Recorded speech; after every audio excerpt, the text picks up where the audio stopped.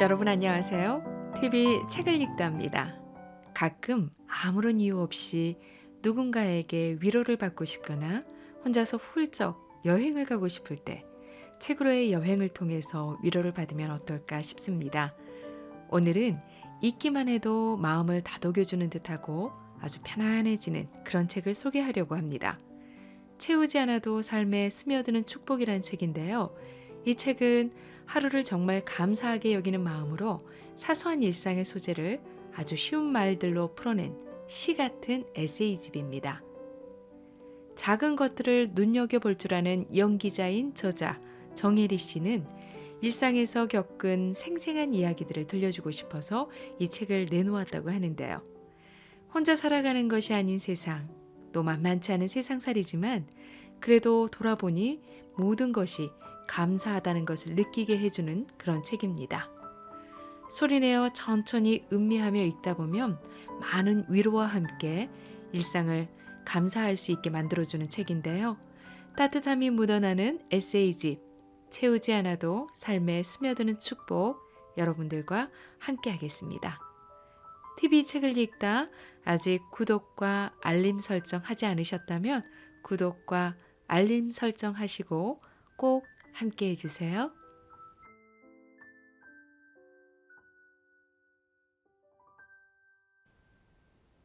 이 책은 1장 매일 시를 쓰는 마음으로 2장 깊이를 더해가는 삶, 3장 실패로 쌓은 지혜, 4장 다시 새기는 희망, 5장 비워야 내가 되는 나눔까지 총 269페이지로 되어 있습니다.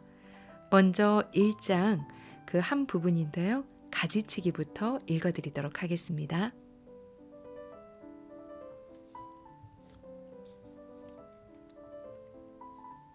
소나무가 온통 가지치기를 당했네요. 왜 가지치기를 당했는지 모르지만 우린 가지치기의 장점을 익히 알고 있습니다. 유실수들은 튼실한 과실을 얻기 위해, 다른 나무들은 튼튼하게 키우기 위해, 또는 더 멋스러운 모양을 위해, 가을 나무들도 낙엽을 다 떨구지 않으면 새봄의 건강한 초록잎들을 내지 못한다고 합니다. 채워야 할 때도 있지만 떨구고 버려야 할 때가 있습니다. 좋은 것들을 채우기 위해선 먼저 잔을 비워야 하지요. 나이 들며 좀 더 단순하게 살고 싶다는 얘기를 합니다. 그러나 여전히 내게는 가진 것들이 참 많이 있네요. 버려야겠습니다. 아니, 비워야겠습니다. 욕심도, 쓸데없는 고집도, 고정된 나의 생각도, 그리고 여전히 꽉 차 있는 나의 서랍들도 더 멋진 나로 살기 위해서. 호박꽃처럼 예쁜 당신. 이쁘죠? 호박꽃이에요. 꽃 중에 이처럼 대접을 못 받는 아이가 있나 싶네요. 못생김을 표현하는 단어로 쓰이기도 하니까요. 호박꽃도 꽃이더냐? 그럼요, 꽃이죠. 실제로 보면 참 예쁩니다. 커다란 노란 별을 만난 것 같아요. 호박은 우리에게 얼마나 많은 것들을 제공해 주나요? 맛있는 열매로 매일 우리의 밥상을 푸짐하게 해주고요. 여름에 먹는 호박잎 쌈은 나를 순식간에 고향으로 데려간답니다. 주황으로 익은 늙은 호박을 보면 꼭 엄마를 만난 것 같고요. 그런데 호박꽃이 없으면 이 모든 것들을 만날 수가 없잖아요. 곰곰이 생각해 봅니다. 왜 호박꽃은 꺾어서 화병에 꽂아놓고 싶다는 생각이 들지 않을까? 내가 내린 결론은 호박은 꽃보다 열매의 이미지가 강하다는 겁니다. 꽃은 꽃이고 열매는 열매. 호박꽃 입장에선 서운할까요? 다행히도 꽃말이 포용, 해독, 사랑의 용기, 그리고 관대함도 있다네요. 절로 고개가 끄덕여집니다. 아, 진짜 그렇겠다. 저 아이는 다 품어줄 것 같다. 이렇게 꽃말과 꽃이 딱 떨어지다니. 호박꽃, 너 참 예쁘다. 당신도 참 예쁘다. 날마다 배움, 선생. 남을 가르치는 사람, 어떤 일에 경험이 많거나 잘 아는 사람을 비유해서 이르는 말. 일반적으로 이렇게 정의를 내리곤 합니다. 어느덧 나도 현장에서 선생님 소리를 듣고 있네요. 요즘은 줄여서들 부르니까 쌤. 언뜻 놀라기도 해요. 아이고, 어떻게 내가 이렇게 이런 위치까지 와버렸지? 뭐 그렇게까지 잘하나 싶기도 하고요. 연륜이 짧다고 능력이 없는 것도 아니니 그저 황송할 때도 많습니다. 물론 연륜과 경험에서 얻고 배우는 것들이 참 많습니다. 너무나 귀하지요. 간혹 현장에서 그런 것들을 무시하는 모습을 접하게 될 때면 참 안타깝기도 하고요. 그러나 이미 세상은 엄청난 속도로 변하고 있어 나도 잘 따라가지 못하고 있는 것들이 많으니 내가 알고 있는 경험한 것들이 다 옳고 전부 답이라고 주장할 수는 더군다나 없습니다. 후배나 청년들을 봐도 깜짝깜짝 놀랄 때가 많습니다. 이제는 저런 것들도 다 잘해야 하는구나. 다 잘하고 있구나. 이 시절에 태어났으면 난 어땠을까 싶기도 해요, 솔직히. 20대 딸아이가 있습니다. 소통하려고 비교적 노력하죠. 그 아이랑 생각이 다를 때도 많이 있어요. 처음에는 그런 것들이 나를 불편하게 하더군요.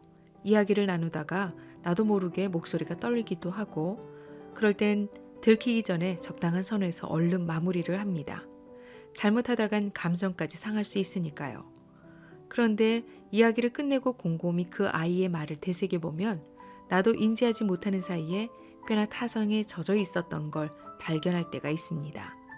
분명 난 먼저 산 사람인데요. 내가 경험했다는 이유만으로 그럴 거야가 정답일 수는 없더라고요. 경험이 무조건 옳은 답을 주는 건 아니니까요. 지혜자들이 날마다 배운다는 말에 고개가 끄덕여집니다. 물론 그건 어느 세대든 다 마찬가지로 적용되겠지요. 당연히 삶은 논리가 아니니까요. 나와 다른 것을 인정할 줄 아는 것, 그것이 바로 선생 아닐까요? 나이를 먹으면 두 부류로 나뉜대요. 첫 번째, 포용할 줄 아는 여유가 생기는 사람과 두 번째, 내가 옳고 내가 답이다는 노욕이 생기는 사람. 답은 정해져 있네요. 당연히 첫 번째. 자기가 첫 번째인 줄 알고 있는 두 번째는 어찌해야 할까요? 더 최악일까요? 백발이 아름다운 사람이 되고 싶습니다. 그러나 여전히 속에서 올라오는 나도 다 해봤어. 나도 다 안다고. 많이 죽였는데도 그래도 가끔은 마음속에서 살아 움직입니다. 백발이 아름답기가 이리도 힘이 드네요. 당신의 말을 듣겠습니다. 당신의 마음을 듣겠습니다. 귀 둘, 입 하나. 참으로 어려운 일입니다. 내어주기, 아낌없이 주는 나무. 1964년에 출간된 쉘 실버스타인의 소설이지요. 끊임없이 자기의 모든 것을 내어주는 행복한 나무. 출간된 지 50년이 지나니 해석도 달라졌어요. 소년이 사과나무에게 의존하는 바람에 독립하지 못했다는 이야기도 나오더군요. 자기 행복을 위해서였으니 이기적이라고요. 그러게요. 어떤 책이든 받아들이는 건 각자의 몫이니 그걸 논하고 싶지는 않으나 적어도 작가는 희생적인 사랑을 얘기했겠지요. 맞아요. 세상이 변했지요. 그러나 방법이 바뀔 수는 있어도 사랑이 변하겠어요? 간혹 사랑이라는 이름으로 소유나 집착처럼 착각을 해서 문제지요. 제대로 사랑하기, 어쩌면 살면서 가장 하기 어려운 일이 아닐까 싶습니다. 분명한 건 표현이 안 되는 사랑은 사랑이 아니며 사랑의 표현에는 반드시 수고가 따른다는 것. 그리고 노력하지 않은 사랑은 허물어진다는 것. 한쪽의 희생은 지칠 수밖에 없으니까요. 그루터기는 사람이 아닌 또 다른 자연에게 자신을 내어주고 있습니다. 그 또한 사랑이겠지요. 우린 거기에 앉을 수는 없지만 생명은 이어지고 있습니다. 사랑 참 좋은 것인데 사랑 참 어렵습니다. 마음의 잡초. 공원 도우미 어르신들이 풀을 뽑는 걸 본 지 얼마 되지 않았는데 어느새 잡초들이 쑥 자랐습니다. 며칠만 내버려 두면 쑥쑥 잘도 자랍니다. 장마철에 오이가 자라듯이 나쁜 것들은 쑥쑥 잘도 자랍니다.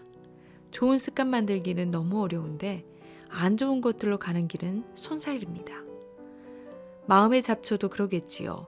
계속 뽑아주지 않으면 어느새 자라 밭을 이루고 숲을 만들어 원래 마음밭이 어땠는지 구분도 안 갑니다. 아니 오히려 주객이 전도가 되어 선한 것들이 설 자리조차 없어지겠지요. 그러기 전에 내 마음이 쑥대밭이 되기 전에 뾰족뾰족 올라오는 잡초들을 잘 제거해야겠습니다. 적은 양을 제거하기는 쉬워도 너무 많아지면 아예 포기하게 되니까요. 행복이라는 행운, 행복이 널렸네요. 수도 없이 많이 들어서 이미 알고 있는 클로버의 꽃말, 세잎 클로버, 행복, 네잎 클로버, 행운. 그러나 안다고 다 그렇게 사라지는 게 아니니 잔소리처럼, 아니 내게 하는 다짐처럼 다시 한번 되새깁니다. 행운을 쫓으려다 행복을 짓밟지 말자. 아무리 눈 씻고 봐도 사진에는 네잎 클로버가 보이지 않습니다. 그런데요, 삶이란 게 그런 게 아닐까요? 어쩌면 내가 지금 행복한 건지 아닌지도 모르고 살아가는 거. 간혹 꽃이 피기도 하지만 옆에 올라온 잡초가 해를 가리기도 하고 또 내 몫을 먹어버리기도 하는, 그러나 그런 것조차 행복이었다는 걸 무슨 일이 터져야 깨닫습니다. 내 입보다는 새 입이 지천입니다. 행운보다는 행복이 훨씬 더 쉽다고 얘기하듯이요. 코팅에 잘 간직할 네잎 클로버가 꼭 필요한 게 아니라면 오늘도 난 지천의 행복을 누리겠습니다. 어때요? 당신도 그러실래요? 담쟁이의 길, 지천에 있는 담쟁이. 어렸을 때 사는 게 만만치 않다는 걸 아직 모를 때는 담쟁이는 그저 빈 담벼락을 예쁘게 채워주는 것이라고만 생각했습니다. 고옥에 붙어있는 담쟁이들은 낭만을 불러일으키기도 했지요. 지금도 보면 좋습니다. 예쁘기도 하고요. 하지만 요즘은 감동이 더 큽니다. 눈물 날 만큼이요. 어쩜 저리 우리 인생사 같을까요? 혼자 가면 쉽지 않은 길, 너와 내가 서로에게 힘을 주며 바닥만 있으면 기필고 갑니다. 때로는 같이 가는 누군가에게 있어 경쟁을 할지라도, 나를 누르고 먼저 오르려는 누군가 있어 그만 주저앉고 싶을지라도, 그래도 그리하더라도 또다시 오릅니다. 희망이 되어서. 그래서 많은 시인들이 담쟁이를 사랑하는지도 모르겠습니다. 희망가를 부를 수 있으니까요. 타고 넘어야 할 벽이 있을 때 담쟁이는 움직입니다. 절망이 있을 때 비로소 보이기 시작하는 희망. 우리가 열심히 살아가는 그날들이 꾸역꾸역 넘어가는 그 벽이 희망의 시작입니다. 너와 내가 서로에게 의지하며 살아가는 날들이 푸르디 푸른 담쟁입니다. 힘내기, 힘빼기. 라디오 프로그램 DJ를 여러 번 했습니다. 라디오의 매력은 소통이죠. 불과 얼마 전까지만 해도 EBS 라디오에서 정혜리의 시 콘서트를 진행했었어요. 워낙 시와 음악을 좋아하는 내게 찰떡 같은 프로그램이었습니다. 좋은 제작진과 시인들, 무엇보다 청취자들과의 교감은 드라마 촬영으로 바빴던 나를 그 자리에 즐거이 앉게 했어요. 요즘 이런저런 힘든 시기를 보내니 함께여서 위로와 힐링이 된다는 말이 내게도 얼마나 힘이 되었던지요. 힘내요. 이 말을 참 많이 했습니다. 심지어 전책인 축복에서는 글을 마칠 때마다 아자아자 파이팅을 외치곤 했었으니까요. 맞아요. 우린 힘을 내야 할 때가 참 많습니다. 그런데요, 왜 우린 맨날 힘내라고만 할까요? 오히려 힘을 빼야 할 때도 있지 않을까요? 실제로 무슨 중요한 일을 할 때면 힘을 빼야 할 때가 많지 않나요? 운동선수도, 연기자도, 가수도, 오랫동안 준비했던 시험이나 면접도 너무 힘이 들어가면 좋은 결과를 얻지 못할 때가 더 많지 않나요? 요즘 유행하는 오디션 프로그램에서 심사위원들이 가장 많이 하는 이야기도 힘이 너무 들어갔다는 말 같은데요. 힘을 내야 할 때와 힘을 빼야 할 때, 너무 힘을 팍팍 주고 열심히 산 것 같습니다. 조금 쉬어가며 해도 됐을 텐데 성실이라는 이름으로 엄청 열심히 달렸습니다. 죽을 똥 살똥, 그러니 어깨고 어디고 근육이 잔뜩 뭉쳐있지요. 이제는 힘 좀 빼고 살아보려고요. 하루아침에 되는 건 아니겠지만 알기라도 하면 나아지지 않을까요? 어차피 내가 못하는 건 할 수 없는 것이니 미련 갖고 잘해보려고 노력하지 않으려고요. 괜히 그러다가 일을 망치기도 하고 누군가를 무능력하게 만들기도 했으니까요. 쉬엄쉬엄 힘을 빼며 걷겠습니다. 어깨를 좀 내리며 걷겠습니다. 당신은 어떤가요? 오늘도 아름다운 희생이라는 단어에 매어 열심이라는 언어에 매어 까닥까닥 깔딱 고개를 넘고 있지는 않나요? 다 내가 하지 않아도 세상은 그렇게 크게 달라지지 않더라고요. 아니, 심지어 내가 죽어 없어져도 세상은 돌아갈 겁니다. 너무 애쓰지 말자고요. 그 정도로도 충분히 했습니다. 가장 절실한 것, 1년에 한 번씩 건강검진을 합니다. 전에도 했었지만 지금은 절대 빼먹으면 안 되는 연례 행사가 됐지요. 꼭 숙제검사를 받는 학생처럼 잔뜩 긴장한 채 나를 무장 해제하고 하나씩 검사를 받아나갑니다. 같이 움직이는 건 그냥저냥 지나가는데 나만 가만히 있고 선생님들만 움직이는 시간이 되면 긴장이 더해집니다. 초음파 검사 해보셨나요? 신경이 온통 선생님의 표정과 손에 쏠립니다. 혹시라도 이상이 발견되는 건 아닌지 선생님은 모니터만, 나는 선생님에게만 집중합니다. 배고픈 사람은 밥만 봅니다. 목마른 사람은 물만 보이겠지요. 건강이 안 좋은 사람은 건강 정보에 온통 신경이 갑니다. 사랑을 잃어버린 사람에게는 사랑하는 이들만 보이는 것처럼요. 사람은 누구나 자신의 가장 절실한 것만 보게 되지요. 당신은 오늘 어떤 것이 가장 고프신가요? 제발 그것이 풍성하게 채워지는 하루였으면 좋겠습니다. TV 책을 읽다. 오늘은 채우지 않아도 삶에 스며드는 축복이라는 정혜리 연기자이자 저자인 책으로 함께 했습니다. 굉장히 따뜻하죠? 정혜리 씨의 마음이 느껴지는 그런 책이기도 하고요. 책을 읽으면서 우리가 그냥 무심코 지나쳤던 여러 가지 사물과 자연 그리고 사람들에 대해서 다시 한번 더 따뜻함을 느끼게 해주는 그런 책이었습니다. 오늘도 여러분 TV 책을 읽다와 함께 해주셔서 너무나 감사하고요. 행복한 그런 날 되시길 바라겠습니다.